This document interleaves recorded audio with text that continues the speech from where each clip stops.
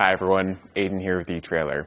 Today we're going to be taking a look at the Hollywood Rack's Destination 4-bike rack on our 2023 Chevrolet Tahoe. This is going to be a platform style bike rack. It'll hold the bike in these trays, and by our frame we've got a padded cradle with a strap around the frame to hold it upright, as well as two straps around our wheels pulling it down and in. It's going to get a pretty strong hold on the bike itself and be able to carry up to 35 pounds per bike. Now, the one limiting factor with this is the fact that it does have frame contact. Any sort of frame contact means you do want to avoid carbon frame bikes. Because we have these rotating and sliding cradles, they can adapt to alternative frames. So these should be just fine for that and be able to adapt to those to make them fit on the bike rack. Now with this, you don't have any ability to tilt the rack away from the vehicle to get access to the back. So if you want to get back there, you'll need to go through the back, or you can just unload the bike. To do that, we'll undo the wheel straps first with the gray button and the ratcheting wheel strap on either side. And for this bike on the innermost cradle, it's going to be a little bit trickier just because it is harder to reach. But we'll do the same thing for the strap around the frame with that gray button, get that cradle out of the way, and then you can lift the bike up and away. You can see it's getting caught on the wheel strap right there, but not too bad.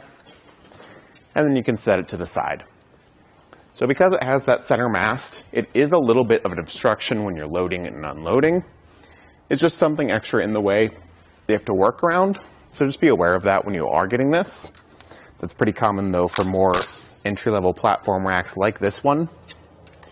And I like to replace these straps, but not the cradle one just yet, because we can fold it down using this hand knob and plate on the center mast, rotating it to either side, and then using that strap to actually wrap around the tray and hold it in place. That'll keep it from popping up, and from here we can open up the back to gain access wherever we need inside. Whether we need to get stuff out of the back, or we maybe just want a place to sit and change our shoes before or after a ride. We've got a little bit of room to do that, but this one doesn't leave us too much to comfortably do that. We at least still have access there. Again, just keep in mind that you will have to unload the bikes first. At this point, it's a good idea to get some measurements. Starting off with the ground clearance.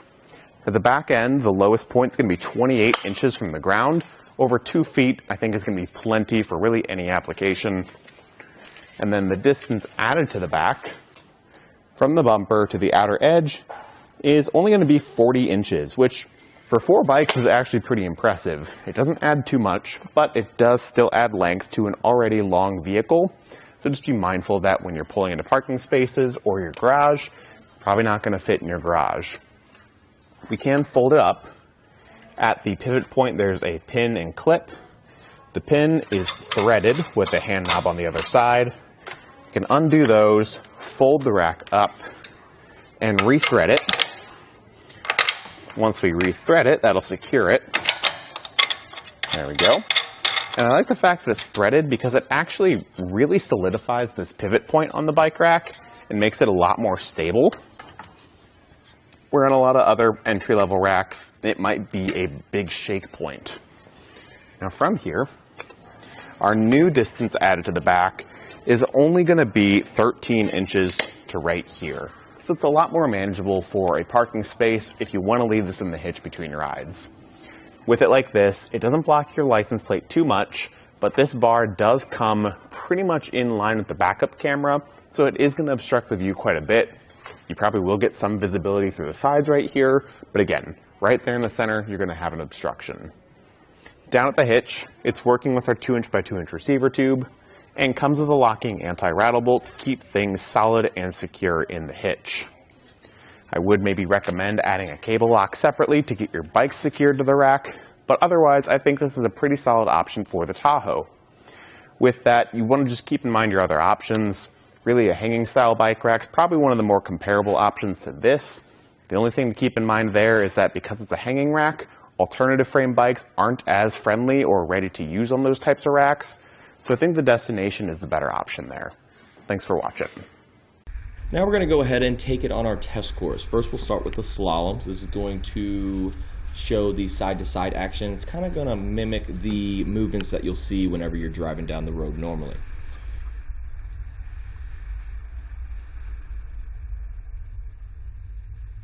Now we'll have the alternating speed bumps. This is going to be more so like the uneven roads and some of that uneven terrain you might be traveling on, and see how it holds up.